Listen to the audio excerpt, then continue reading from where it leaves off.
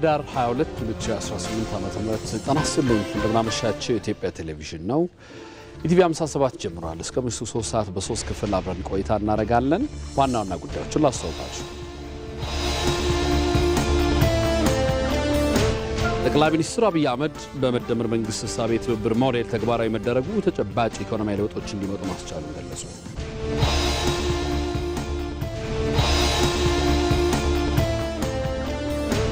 ከብሔራዊ ጥቅሞቻችን መካከል አንዱና ዋነኛው ሆነው የባህር በር ጥያቄ ለመመለስ ትኩረት አድርጎ መስራት እንደሚገባ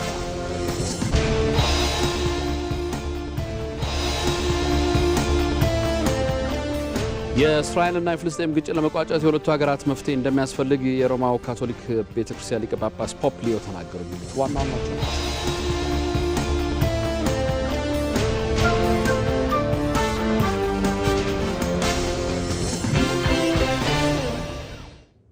ከዜናዎቹ ጋር አንተነህ ደግፌ ነኝ። አብራችሁን ቆዩ።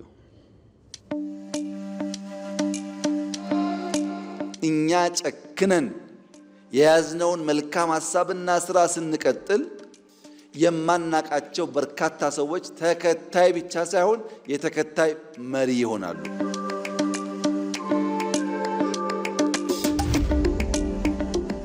በትልቁ ማሰብ ከትንሽ መጀመር።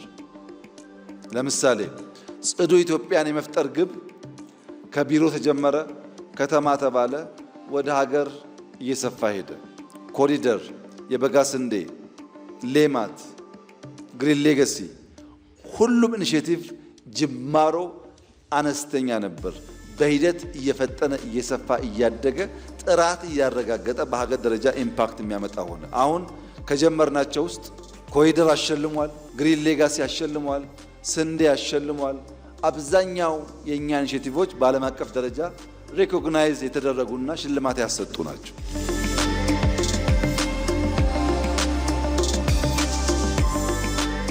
ከእኛ ከእናንተ የሚጠበቀው የጀመርነው መልካም ዘር፣ የጀመርነው ፍጥነት፣ የጀመርነው ትጋት የተሟላ ፍሬ እስኪያፈራ ድረስ ባለማቋረጥ በቀናው ሐሳብ ቀን ከሌት ተግቶ ሰርቶ በስራ ማሳየት ነው።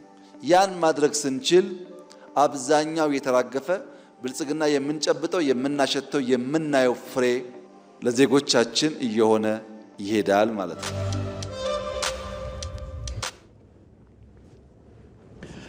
ጠቅላይ ሚኒስትር አብይ አህመድ በመደመር መንግስት እሳቤ ትብብር ሞዴል ተግባራዊ መደረጉ ተጨባጭ ኢኮኖሚያዊ ለውጦች እንዲመጡ ማስቻሉን ገለጹ። ከግብርናው ዘርፍ ባሻገር በማዕድን በቱሪዝም ዘርፍ እንዲሁም በኮሪደር ልማት የታዩ ለውጦችም የትብብር ሞዴል ትግበራ ውጤት መሆናቸውን ገልጸዋል። አስማረ ብርሃኑ ተጨማሪ አለው። ኢትዮጵያ ለረጅም ዓመታት የግብርናው ዘርፍ ላይ ብቻ ያተኮረ የኢኮኖሚ ሞዴል ስትከተል መቆየቷ ኢኮኖሚው ላይ ቀላል የማይባል አሉታዊ ተጽዕኖ ፈጥሯል። ባለፉት ጊዜያት ኢትዮጵያ የመንግስት መር ኢኮኖሚ ሞዴል መከተሏም ዋጋ እንዳስከፈላት ጠቅላይ ሚኒስትር አብይ አህመድ ይገልጻሉ። ለምሳሌ አብዮታዊ ዴሞክራሲ ተራማጅ የፖለቲካ ልሂቃንና የኢኮኖሚ ልሂቃንን በእኩል ዓይን አያይም። ተራማጅ የፖለቲካ ልሂቃን ለህዝብ አሳቢ፣ ተቆርቋሪ፣ ራሳቸውን እንደ ሻማ አቅልጠው ለህዝብ የሚተጉ ናቸው ይልና ሬንት ሲኪንግ ሲባል ፕራይቬት ሴክተር ነው ይላል። ግን አይታችኋል፣ እነዛ ተራማጅ አብዮታውያን ልሂቃን ዘራፊ ሆነው እነሱ ሀብታም ሆነው እንዴት የፕራይቬት ሴክተር እንዳቆረቆዙ አይተናል በተግባር። ያ የተዛባ ምልከታ እነዛን ተራማጅ የፖለቲካ ልሂቃን ንጹህ ብፁዕ አድርጎ የማሰብና የኢኮኖሚ ልሂቃን ደግሞ የሬንት ሲኪንግ ምንጭ ናቸው ብሎ ማሰብ ኢትዮጵያ ውስጥ ተሞክሮ አከሰረ። እናም በኢኮኖሚው ላይ የነበሩ እነዚህን መሰል ስብራቶች ለመጠገን የመደመር መንግስት የትብብር ሞዴልን መተግበር መጀመሩ ተጨባጭ ለውጦችን ማስመዝገብ መጀመሩንም ነው ጠቅላይ ሚኒስትሩ የገለጹት። ለዚህም በቱሪዝሙ ዘርፍ በተሰሩ ስራዎች የመጣውን ለውጥ እንደ ማሳያ አንስተዋል።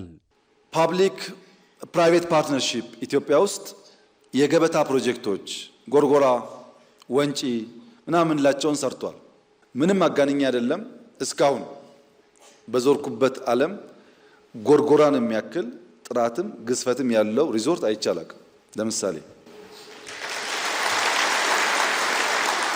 ይሄን የማያምን ሰው ጎርጎራ ብቻ ነው መሄድ ያለበት። ከዛ ይገባዋል። ግን የሰራው ፓብሊክ ፕራይቬት ፓርትነርሺፕ ነው። ፕራይቬትም አይደለም ፓብሊክም አይደለም። ትብብሩ ያዋጣል ማለት ነው።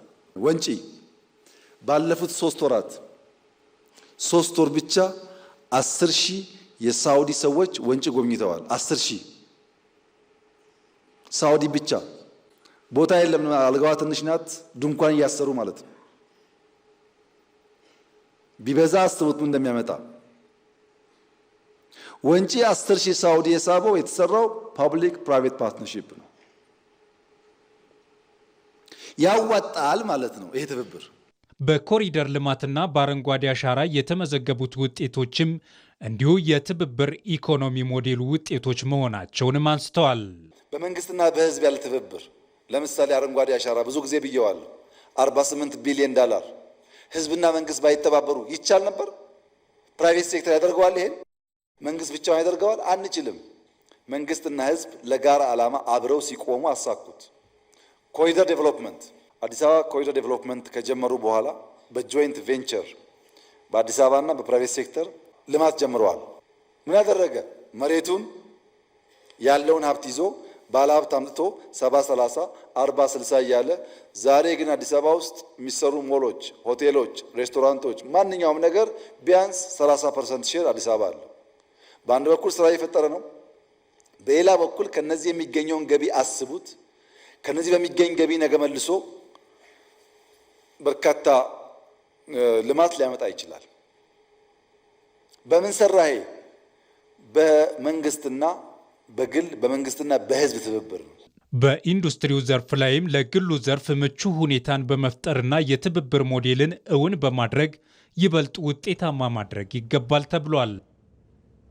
ኢትዮጵያ ለፈተናዎች የማይበገር ኢኮኖሚን ለመገንባት ብዝሃ ዘርፍ ላይ ትኩረት አድርጋ እየሰራች ነው። በዚህ ዓመትም የኢትዮጵያ ኢኮኖሚ 10.2% እድገት እንደሚያስመዘግብ ተተንብዮአል።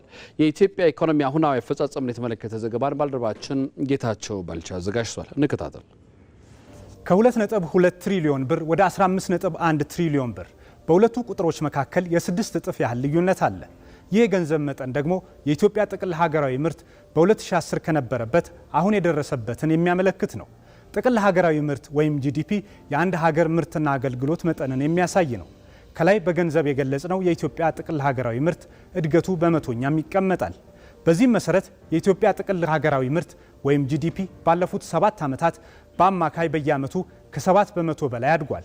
በዚህ ዓመትም ከዓመታት በኋላ ባለ 2 አሃዝ የሆነውን የ10.2 በመቶ እድገት እንደሚያስመዘግብ ተተንብዮአል።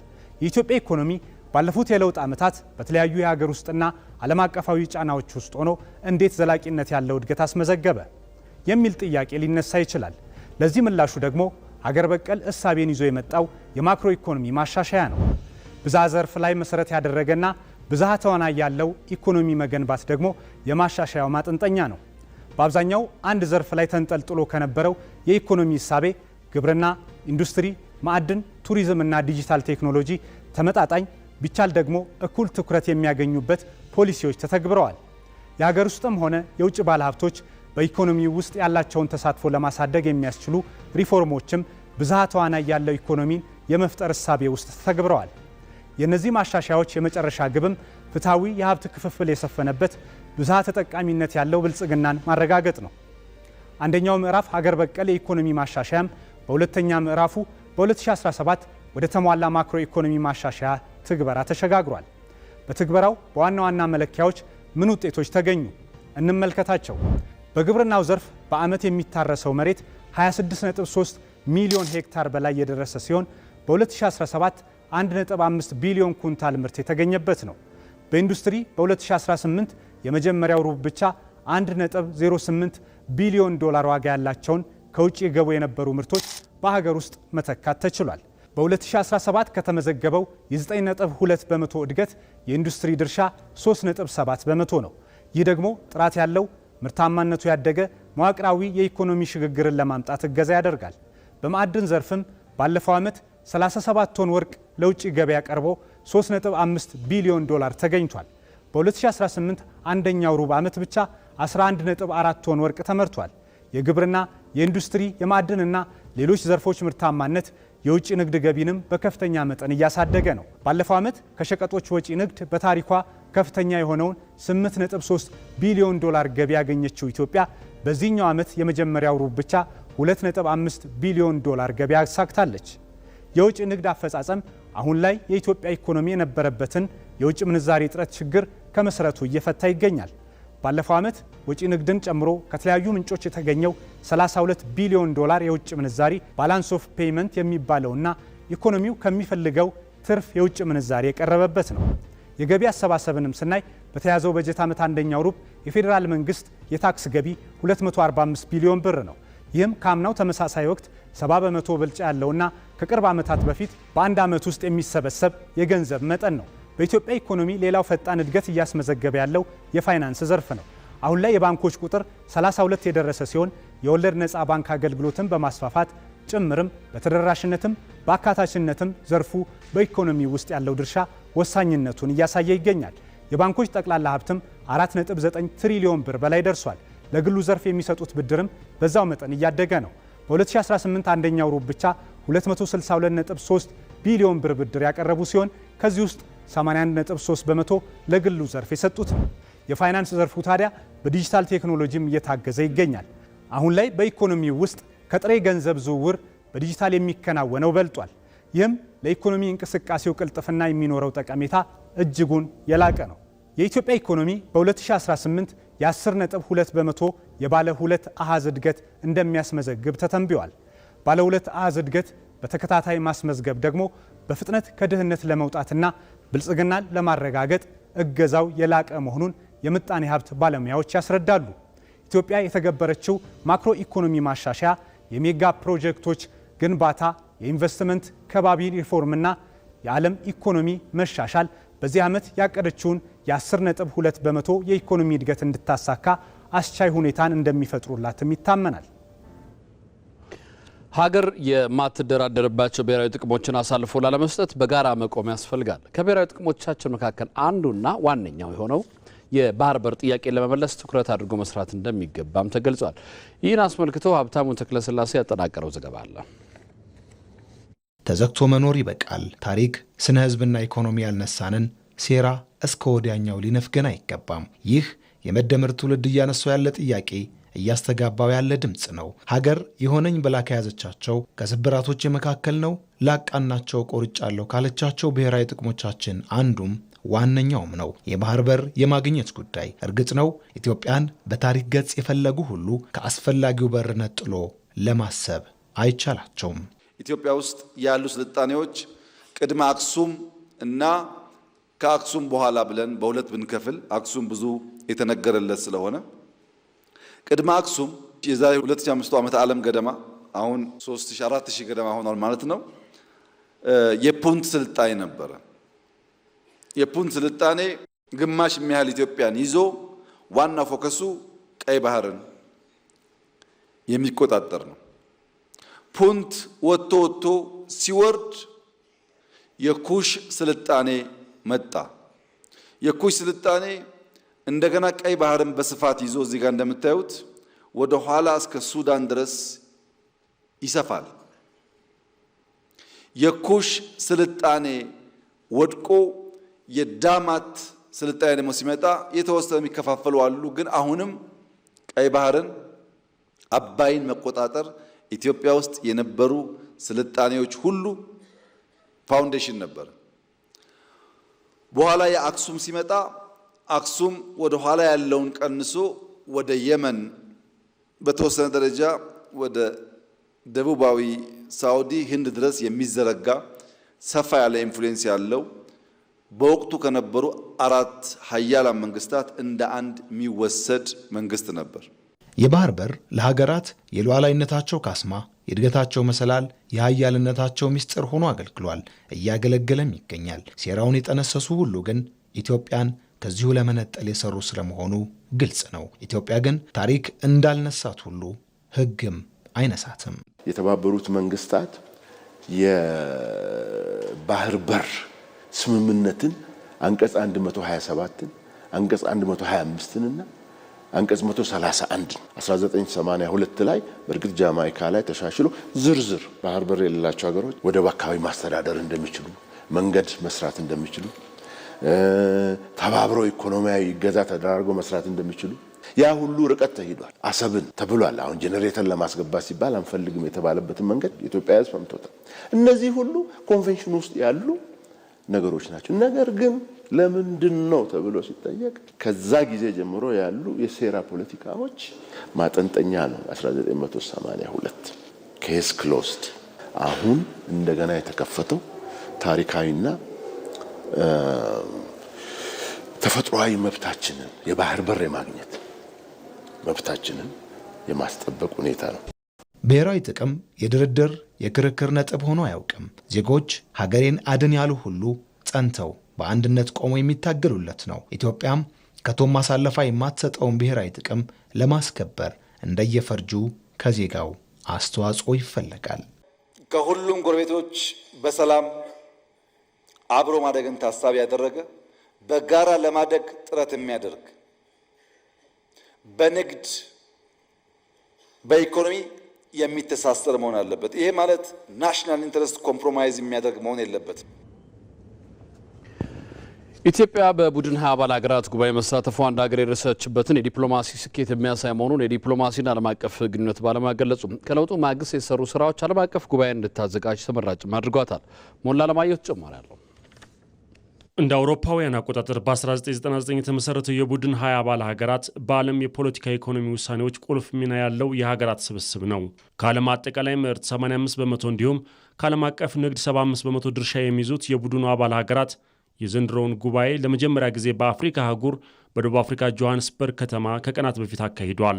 የባለብዙ ወገን ትብብር ዲፕሎማሲን የምትከተለው ኢትዮጵያም ባለፉት ዓመታት ባከናወነቻቸው የተለያዩ ስራዎች ስኬታማነት በቡድን 20 አባል ሀገራት ጉባኤ በመጋበዝ ተካፋይ ሆናለች።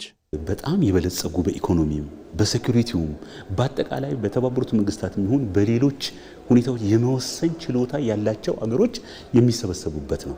ስለዚህ ውሳኔው ቀላል አይደለም።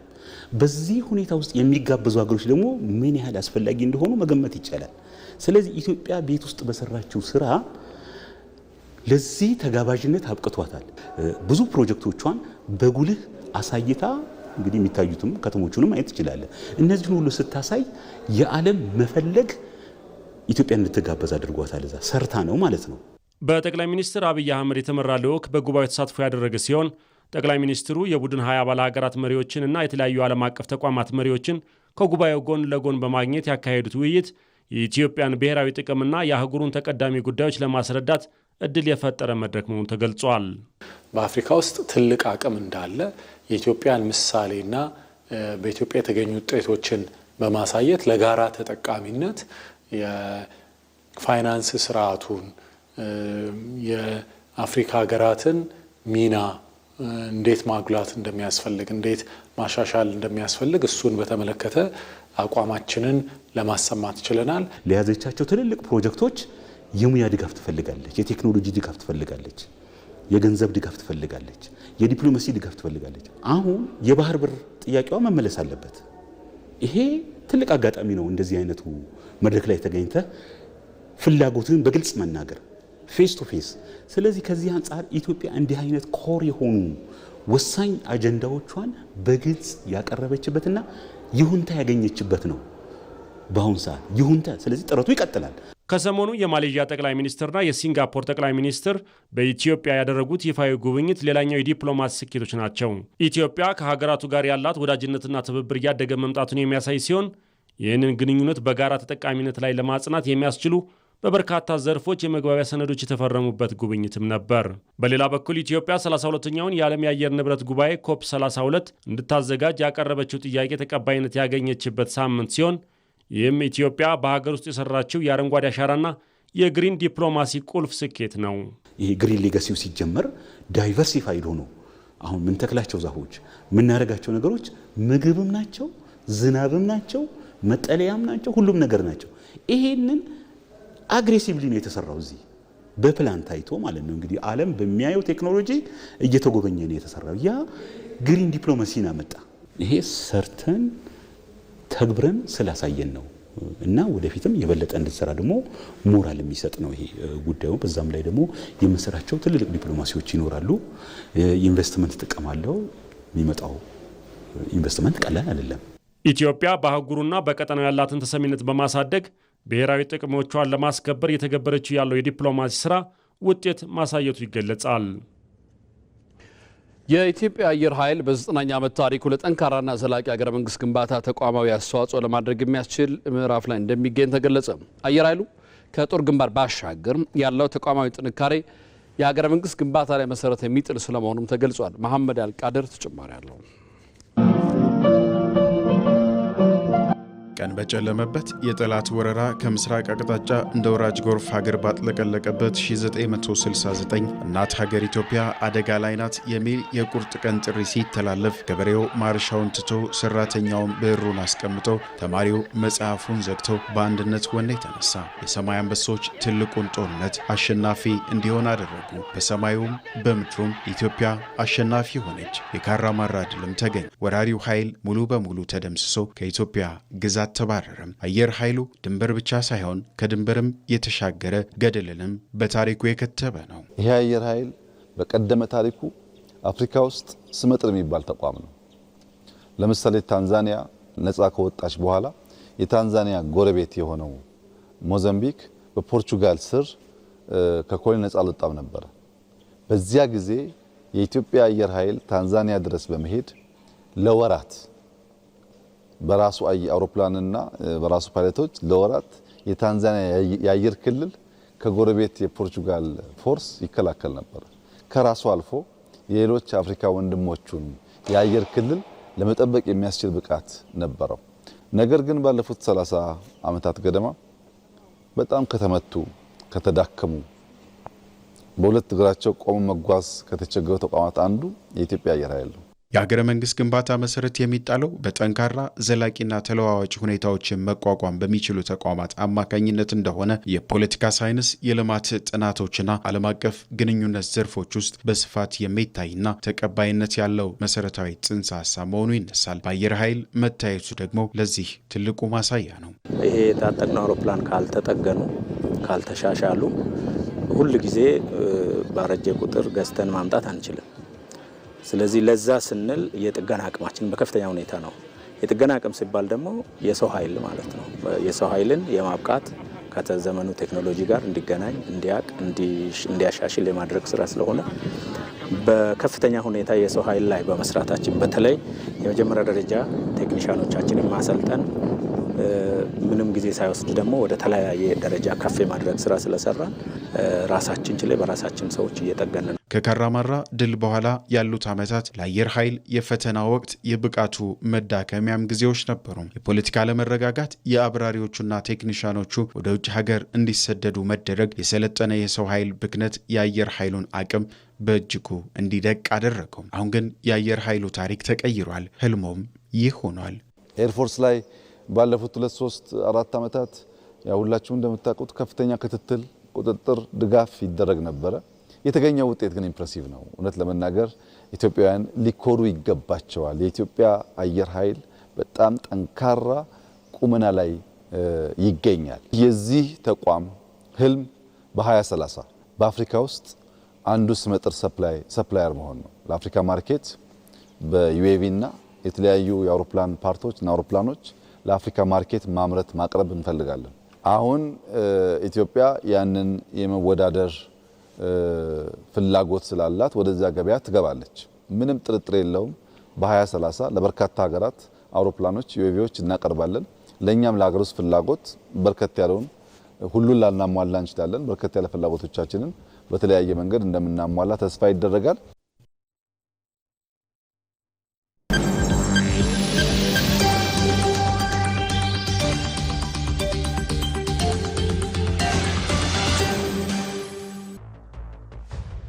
ኢትዮ መልህቅ በኢትዮጵያ የትናንት የስልጣኔ ታሪክ ውስጥ ሚናው የደም ስር ያክል የሆነውን ቀይ ባህር የነገ የኢትዮጵያ ስልጡን ዘመንን ለመኳል ዳግም ወደ ኢትዮጵያ ይደመራል።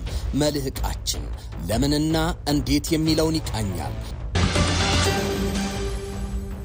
የኢትዮጵያ የኢነርጂ ምርት የማብዛትና የብዝሃ ኢነርጂ አማራጮችን ዳይቨርሲፊኬሽን ኦፍ ኢነርጂ ማየት ውጥንን በዝግጅታችን የምናየው ጉዳይ ይሆናል። የጠቅላይ ሚኒስትር አብይ የታሪክ አተያይና ብያኔን በቆይታችን እንዳስሷለን። ኢትዮ መልህቅ ዛሬ ምሽት 3 ሰዓት ላይ በኢትዮጵያ ቴሌቪዥንና በኢቢሲ.ስትሪም ላይ ጠብቁን። የብሔር ብሔረሰቦች ቀን በዓል ስናከብር ህብረ ብሔራዊ አንድነታችንን የሚያጎለብት ትርክት ለመገንባት ሊሆን ይገባል አሉ የማዕከላዊ ኢትዮጵያ ክልል ርዕሰ መስተዳድር ዶክተር እንዳሻው ጣሰው። በክልሉ በተለያዩ ዝግጅቶች ሲከበር የቆየው የ20ኛው የኢትዮጵያ ብሔር ብሔረሰቦችና ህዝቦች ቀን በዓል የማጠቃለያ መርሃ ግብር ተካሂዷል።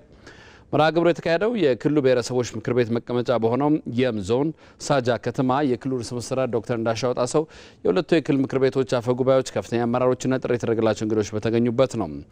ርዕሰ መስተዳድር እንዳሻው ጣሰው ባስተላለፉት መልእክት 20ኛው የብሔር ብሔረሰቦችና ህዝቦች ቀን በዓል ስናከብር ህብረ ብሔራዊ አንድነታችንን የሚያጎለብት ትርክት መገንባት ሊሆን ይገባል ብለዋል።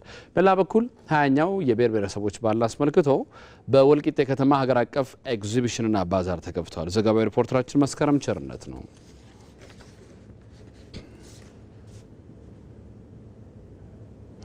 አፍሪካ የግብርና ዘርፏን ለማሳደግ በዲጂታል ቴክኖሎጂ ላይ የምትሰራውን ስራ ማጠናከር እንዳለባት ተገለጸ። ለ3 ቀናት የሚቆየው አፍሪካ ዲጂታል ግብርና ጉባኤ በአፍሪካ ህብረት አዘጋጅነት እየተካሄደ ነው። ጉባኤው ኢኖቬሽንና ዲጂታል መፍትሄዎችን ለግብርና ዘርፍ መጠቀም የአፍሪካ መጻኢ ጊዜ ብሩህ ማድረግ በሚል መሪ ሀሳብ ነው እየተካሄደ ያለው።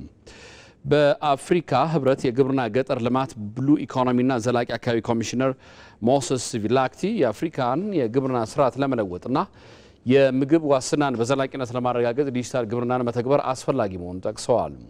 ዲጂታል ግብርና ምርታማነት ለማሳደግ የገበያ ተደራሽነትን ለማስፋት እንዲሁም የመቋቋም አቅምን ለመገንባት ቁልፍ መሆኑን አስረድተዋል። የግብርና ሚኒስትር ዴኤታ ዶክተር ይፋ ሙለታ ኢትዮጵያ በግብርናው ዘርፍ ትራንስፎርሜሽን ለማምጣት ዲጂታል ግብርናን ትኩረት ሰጥታ እየሰራች ትገኛለች ብለዋል። የግብርና ኤክስቴንሽን አገልግሎት በስማርት ስልኮች አማካኝነት ተደራሽ ማድረግ ትክክለኛ የግብርና መረጃዎችን በአንድ ቋት መያዝና በማዘመን ላይ እየተሰራ ነው ብለዋል። ሪፖርተራችን አባዲ ወይና እንደዘገበው የግብርና ግብዓትን ተደራሽ ማድረግ ከማሳ እስከ ገበያ ባለው ሂደት ውስጥ ያሉ የባለድርሻ አካላትን ቅንጅት ለማጎልበት ዲጂታላይዜሽን ላይ መሰራቱንም ተናግረዋል። የስፔስ ሳይንስና ጂኦስፓሻል ኢንስቲትዩት በአዲስ አበባና በክልል ከተሞች 10 የተተከሉ ከሳተላይት ያለማቋረጥ መረጃ የሚቀበሉ ጣቢያዎችን ወደ አገልግሎት የማስገባት መርሃ ግብር በአዲስ አበባ እያካሄደ ነው። በኢንስቲትዩቱ አማካኝነት ወደ ስራ የሚገባው ይህ ቴክኖሎጂ በቅየሳ ስራ ላይ ያለውን የነበረውን የልኬት ዝንፈት የሚያስቀር እንደሆነ የከተማና መሰረተ ልማት ሚኒስትር ዴኤታ ፈንታ ደጀን በፕሮግራሙ ላይ ተናግረዋል። ቴክኖሎጂው ከዚህ በፊት ለመሬት ቅየሳ በርካታ ሰዎችን፣ መሳሪያዎችና ቀናት የሚጠይቅም ነበር ያሉት ሚኒስትር ዴኤታው ይህን በማስቀረት ጊዜና ጉልበትንም ይቀንሳል ብለዋል። ከካዳስተር አኳያ እንኳን ሊሰጥ የሚችለውን ጥቅም ስንመለከት እስከ ዛሬ ስንጠቀምባቸው የነበሩ የቅየሳ መሳሪያዎች ውስን የፓርሰል ቁጥርን ወደ ካዳስተር ስርዓት ለማስገባት ለቀናት በርካታ የቅየሳ ባለሙያዎችና መሳሪያን ማሰማራት የሚጠይቁ አልፎ አልፎም ትክክለኛ የልኬት ዋጋ በሳንቲሜትሮችም ቢሆን ዝንፈት የሚስተዋልባቸው ነበሩ። ኮርስ ወደ ስራ ሲገባ እና በሂደትም ተደራሽነቱ እያሳደግን ስንሄድ በኔትወርኩ በሚካተቱ ከተሞች በሚሊ ሜትር ወይም አኩሬሲ ደረጃ አንድ የቅየሳ ባለሙያ ብቻ በመጠቀም ቀናት ይፈጅ የነበረውን የቅየሳ ስራ ወደ ሰዓታት ማሳጠር ስለሚያስችለን ጊዜና ወጪን በእጅጉ ለመቆጠብ ይረዳናል። ዓለም የደረሰበትን የቴክኖሎጂ ውጤቶች ማሸጋገር ብቻ ሳይሆን በሀገር ውስጥ መፍጠር የሚችል የሰው ኃይል አቅም ግንባታ ላይ በትኩረት ይሰራል ያሉት ደግሞ ኢኖቬሽንና ቴክኖሎጂ ሚኒስትር ዴኤታ ሙሉቀን ቀሬ ናቸው። ሀገራችን እስከዛሬ ያላት የኮርስ መሰረተ ልማት 10 ነው። ግን እንደ ሀገር የሚያስፈልገን ወደ 200 ገደማ ነው። እንዲህ ያለው ቴክኖሎጂ የሚያርፍበት የሰው ኃይል ማዘጋጀትም እንዲሁ እኩል ትኩረት የሚሰጠው ጉዳይ ይሆናል። ቴክኖሎጂውን ማምጣት ብቻ ሳይሆን ከቴክኖሎጂው የሚማር ከቴክኖሎጂው ጋር የሚግባባ ቴክኖሎጂውን መልሶ መፍጠር የሚችል አቅም ያለው የሰው ኃይል ስኪል ክህሎት ግንባታ ላይ መስራት ያስፈልጋል። ዘገባው የሪፖርተራችን ፍሬህይወት ረታ ነው። አሁን ዛሬን ጨምሮ በቀጣይ ቀናት ምን አይነት የአየር ሁኔታ ይኖራል የሚለውን ኃይሉ ነገሰ ይነግረናል። ወደሱ መራቸዋለሁ። ኃይሉ እንዴት ነህ? እንዴት አመሻህ አንተነህ? አይመስገን። ቀጣይ ምን ያሳያል መረጃዎች? አመሰግናለሁ አንተነህ። በዛሬው ዕለት በደቡብ ምዕራብና በምዕራብ የሀገራችን አካባቢዎች ላይ የዳመና ሽፋን ነበራቸው። በነገው ዕለትም በደቡብ ምዕራብና በምዕራብ የሀገራችን አካባቢዎች ላይ የዳመና ሽፋን ይኖራቸዋል። ከዚሁም ጋር ተያይዞ የሲዳማ ክልል ዞኖች፣ ከደቡብ ምዕራብ ኢትዮጵያ ሻካ፣ ቤንች ሻኮና ከፋ ዞኖች፣ ጅማና ኢሉባቦር በጥቂት ስፍራዎቻቸው ላይ ቀላል መጠን ያለው ዝናብ ይኖራቸዋል። በሌላ በኩል በሰሜን ምስራቅ በመካከለኛውና በደቡብ ከፍተኛ ስፍራዎች ላይ የበጋው ደረቅ ፀሐያማና ነፋሻማ የአየር ሁኔታ የሚስተዋልባቸው ሲሆን የቀኑ ዝቅተኛ የሙቀት መጠን በአንዳንድ ስፍራዎቻቸው ላይ ከ5 ዲግሪ ሴልሺየስ በታች ሆኖ እንደሚመዘገብ የትንበያ መረጃዎቻችን ይጠቁማሉ። ከዚሁም ጋር ተያይዞ የሌሊትና የማለዳው ቅዝቃዜ እንደሚስተዋል ይጠበቃል። በነገው ዕለት የሀገራችን ዋና ዋና ከተሞችና የቱሪስት መዳረሻ የሆኑ ስፍራዎች የሚኖራቸው የአየር ሁኔታ ጅማ፣ ነቀምቴ፣ ጋምቤላ ዳመናማ፣ ባህር ዳር ፀሐያማ፣ ቡሌ ሆራ ዳመናማ፣ ጎሬ ቀላል ዝናብ፣ አዳማና መቀሌ ፀሐያማ፣ በተመሳሳይ ሰመራ፣ ሐረርና ሀምቦ ፀሐያማ የአየር ሁኔታ የሚኖራቸው ሲሆን በሞያሌ ዳመናማ የአየር ሁኔታ ይኖራል። በአዲስ አበባ በቀጣዮቹ 3 ቀናት ፀሐያማ የአየር ሁኔታ ይኖራል። ተመልካቾቻችን ለበለጠ መረጃ የኢንስቲትዩቱን ድረገጽ www.itomet.gov.ኢቲን መልከቱ። በርካታ መረጃዎችን ያገኛሉ። አንተነህ አመሰግናለሁ ያለው። እኔም በጣም አመሰግናለሁ።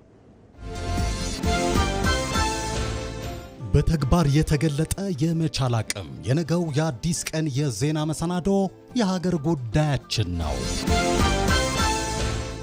በኢትዮጵያ ለዘመናት ፕሮጀክቶች የመጀመርና ጀምሮ የመጨረስ ብቻ ሳይሆን በጥራትና በተያዘለት ጊዜ ማጠናቀቅ የሚታሰብ አልነበረም። አሁን ላይ ግን ለ100 ዓመት በውጥን ብቻ የቀሩ ግዙፍ ፕሮጀክቶች ወደሚጨበት ተስፋ መቀየር ጀምረዋል። ይህም ኢትዮጵያን ከፍ የማድረግ ጉዞ ከፍ ያለች ሀገርን ለመፍጠር የተወሰደ አማራጭ እንደሆነም ይታመናል።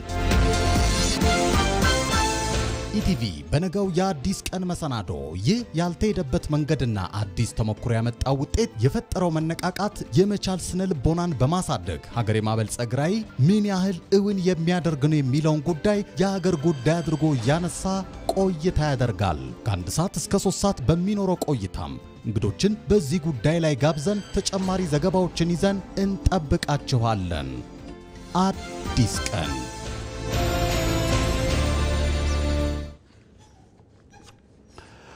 ለኤችአይቪ ኤድስ ምላሽ የሚደረገው ዓለም አቀፍ ድጋፍ በመቀነሱ ፕሮግራም ዘላቂነት ችግር እያጋጠመውን ተገለጸ። በኤችአይቪ ኤድስን ለመከላከልና ለመቆጣጠር በተሰራው ቅንጅታዊ ስራ በማህበረሰቡ ጤናና በሰብአዊ ደህንነት ላይ ውጤት መመዝገብ ተችሏል። በዚህም የኤችአይቪ ስርጭት ምጣኔ በ2010 ከነበረበት 1.26 በመቶ በ2024 ወደ 0.85 ዝቅ ማድረግ መቻሉን የጤና ሚኒስቴር አስታውቋል። ነገር ግን ኤችአይቪ ኤድስ አሁን ድረስ የማህበረሰብ ጤና ችግር በመሆኑ ጥንቃቄ ይሻል ሲሉ የጤና ሚኒስትር ዴኤታ ዶክተር ደረጀ ድጉማ ገልጸዋል። በጤና ሚኒስቴር የኔት ፕላስ ዋና ዳይሬክተር አቶ ካሳሁን ታደሰም በበኩላቸው እንደ ሀገር ከዚህ ቀደም በተሰሩ ስራዎች ስርጭቱን መቀነስ ቢቻልም አሁን ላይ ከዓለም አቀፍ ድጋፍ ሰጪ አካላት ለኤችአይቪ ኤድስ ምላሽ ማስፈጸሚያ ሲደረግ የነበረው የገንዘብ ድጋፍ በመቀነሱም የታቀዱ ሀገራዊ እቅዶችን ለመተግበር አለመቻሉን ገልጸዋል። በመሆኑም ይህንን ችግር ለመቅረፍ መንግስቱን ጨምሮ የሚመለከታቸው አካላት ትኩረት ሊያደርጉ ይገባል ብለዋል። ዓለም አቀፍ ኤችአይቪ ቀንም በዓለም አቀፍ ደረጃ ለ38ኛ በኢትዮጵያ ደግሞ ለ37ኛ ጊዜ እየተከበረ ነው።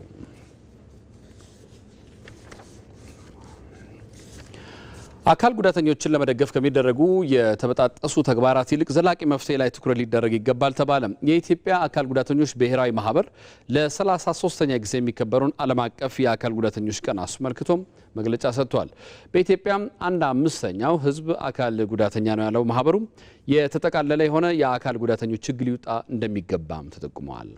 ዘንድሮ የሚከበረው የአካል ጉዳተኞች ቀን አካል ጉዳተኝነትን የሚያካትት ማህበረሰብ መገንባት ለተሻለ ማህበራዊ እድገት በሚል መሪ ቃል የሚከበር ሲሆን ለተሟላ ማህበራዊ እድገት አካል ጉዳተኞች ያላቸውን ሚና ለማሳየት ያለመ ነው ተብሏል። ከህግ ማዕቀፍ ጀምሮ አካታች ሁኔታዎችን ለመፍጠርና አካል ጉዳተኞችን በማህበራዊ ኢኮኖሚያዊና የስራ አካታችነት ለመፍጠር ስራዎች እየተከናወኑ መሆናቸውን ማህበሩ ጠቁሟል። አንዳንድ የመንግስትና የግል ተቋማት ለአካል ጉዳተኞች የሚሰጡት ትኩረትን ያደነቀው ማህበሩ ወጥነት ያለው አስገዳጅ ምህዳር ለመፍጠር ለአካል ጉዳተኛው የህግ ማዕቀፍ ያስፈልገዋል ተብለዋል።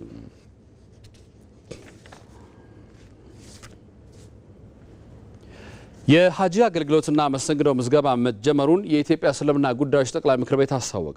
ጠቅላይ ምክር ቤቱ ዋና ጸሐፊ ኡስታዝ ተምኪን አብዱላሂ የ1447ኛውን የሀጂ ጉዞ ምዝገባን አስመልክቶ በሰጡት መግለጫ የምዝገባ አገልግሎቱን በአግባቡ ለማከናወን በቴክኖሎጂ የታገዘ የምዝገባ ጣቢያዎች ተደራሽ መደረጉን ተናግረዋል።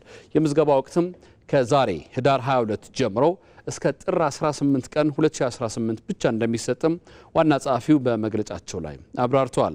ዘንድሮ ለ6000 ሁጃጆች ጉዞውን የማመቻቸት ተግባራት እንደሚከናወኑም በመግለጫው ተጠቁመዋል።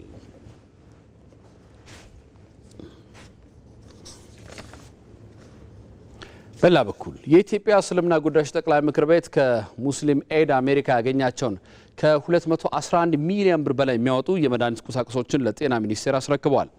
ድጋፉን ያስተባበሩትና የኢትዮጵያ እስልምና ጉዳዮች ጠቅላይ ምክር ቤት ፕሬዝዳንት ጽህፈት ቤት ኃላፊ ኡስታዝ አቡበከር አህመድ በርክክብ ወቅት እንዳሉት ምክር ቤቱ የተለያዩ ማህበራዊ ስራዎችን በማከናወን ህብረተሰቡን ጠቃሚ ለማድረግ እየሰራ መሆኑን ተናግረዋል። የተደረገው የመድኃኒት ድጋፍ ለታለመለት ዓላማ ሊውል ይገባልም ሲልም አሳስበዋል።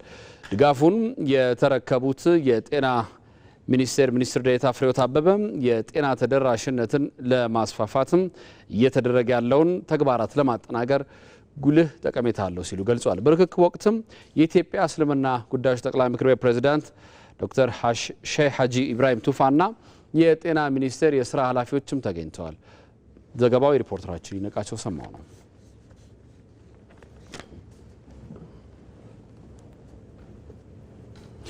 በደሴ ከተማ ከሚከናወኑ የልማት ስራዎች ተጠቃሚ ለመሆን ህብረተሰቡ የድርሻው ሊወጣ እንደሚገባ ከተማዋ ሀገር ሽማግሌዎች ገለጹ። በደሴ ከተማ የሀገር ሽማግሌዎችና የሃይማኖት አባቶች የሰላም መድረክ ተካሂዷል። ራይል ፍሬው ተጨማሪ አላት። ዘካሪ መካሪ የሃይማኖት አባቶችና የሀገር ሽማግሌዎች ለዘላቂ ሰላምና ልማት በሚል መሪ ሀሳብ ከደሴ ከተማ የሃይማኖት አባቶችና የሀገር ሽማግሌዎች ጋር ውይይት ተካሂዷል። በውይይቱ በከተማው እየተከናወኑ ያሉ ስራዎች የከተማውን ገጽታ የቀየሩና ህብረተሰቡን ተጠቃሚ ያደረጉ የህዝብ ጥያቄ ምላሽ የሰጡ ናቸው ሲሉ የመድረኩ ተሳታፊዎች አስተዳደሩን አመስግነዋል። ሊቢያን እያየን ነው። ፍልስጤምን እያየን ነው። ምንድን ነው ያተረፉት? ህዝብ ማለቅ፣ ንብረት መውደም። ስለዚህ አሁንም ሀገራችን ከዛ የተሻለ ብትሆንም ከዚህ የተሻለ ለመስራት ግን መበርታት አለብን። መጀመራቸውን ሳንሰማ ሲመረቁ የምናያቸው በርካታ የሆኑ ሜጋ ፕሮጀክቶች አሉ። እኔ ይሄ መንግስት በውስን ሪሶርስ በጣም ውስብስብ በሆነ ችግር ውስብስብ በሆነ ጦርነት መካከል ሰፊ የሆነ ስራ የሚሰራ መንግስት ነው። እንደ ከተማም ቢሆን የምናያቸው አጠቃላይ ልማቶች የመንገድም ሆነ የኮሪደር የገበያ ማዕከልም ሆነ የተማሪዎች ምገባ የዳቦ ፋብሪካም ሆነ ሞሰብ አንድ እነዚህ በጣም ትላልቅ የሆኑ ሰፊ ልማቶች ናቸው።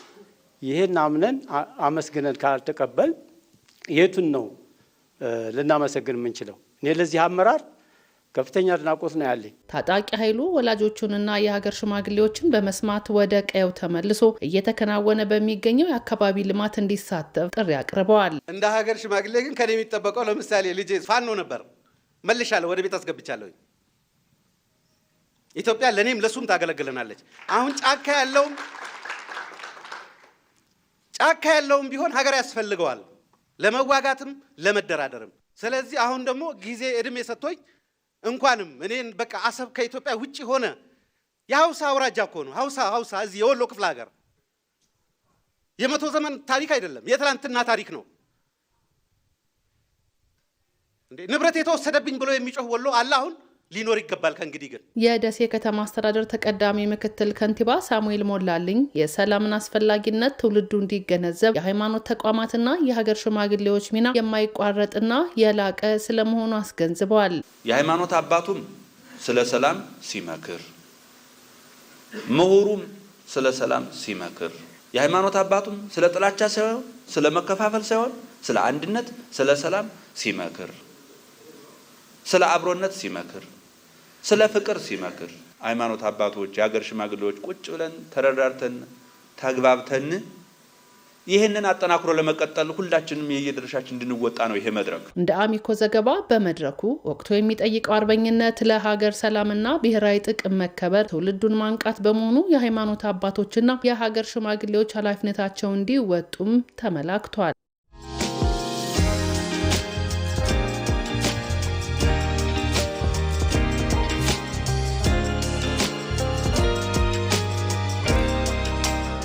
በሀገረ መንግስት ውስጥ ብሔራዊ መግባባት እንዲፈጠር ከምናደርግባቸው አንዱ መንገድ ይሄ ነው።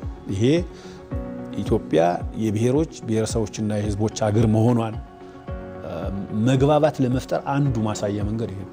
የጸና ሀገረ መንግስት ግንባታ በኢትዮጵያ ብሔር ብሔረሰቦች እና ህዝቦች እኩልነት በህብረ ብሔራዊ አንድነታችን ላይ የተመሰረተ መሆን መቻል አለበት ማለት ነው። ስለዚህ የህብረ ብሔራዊነት ትርክት ግንባታ እጅግ በጣም ወሳኝ ነው ማለት ነው። የህዝቦች እኩልነት የሚረጋገጥባት አገር መሆኗን ለዚህም በሀገረ መንግስት ግንባታ ውስጥ የኢትዮጵያ ህዝቦች እኩል ተሳትፎ እንዳላቸው እኩል ተሳትፎ ብቻ ሳይሆን እኩል ተጠቃሚዎች መሆናቸውን በምናረጋግጥበት ሁኔታ ሀገረ መንግስት ግንባታችንን እውን ማድረግ ይጠበቅብናል ማለት ነው።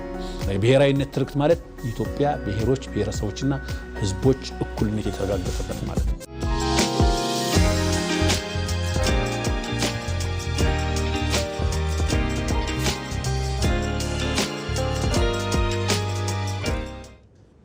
የውጭ ዜና የእስራኤልና የፍልስጤም ግጭት ለመቋጨት የሁለቱ ሀገራት መፍትሄ እንደሚያስፈልግ የሮማ ካቶሊክ ቤተክርስቲያን ሊቀ ጳጳስ ፖፕ ሊዮ ተናገሩ። ፖፕ ሊዮ የፍልስጤም እስራኤል ግጭት እልባት እንዲያገኝ ከተፈለገ የሁለቱ ሀገራት መፍትሄ መተግበር ያሻል ብለዋል። ለግጭቱ ብቸኛ መፍትሄና አማራጭ ይህ መንገድ ነው ያሉት ሊቀ ጳጳስ ፖፕ ሊዮ ሁለቱም ወገኖች ወደ ሰላም የሚመጡበትን ሁኔታ ቫቲካን ለማመቻቸት ትጥራለች ብለዋል። በመካከለኛው ምስራቅ ጉብኝት እያደረጉ ያሉት ፖፕ ሊዮ በቱርክ የነበራቸውን ቆይታ አጠናቀው ወደ ሊባኖስ ማቅናታቸውን አልጀዚራ ዘግበዋል።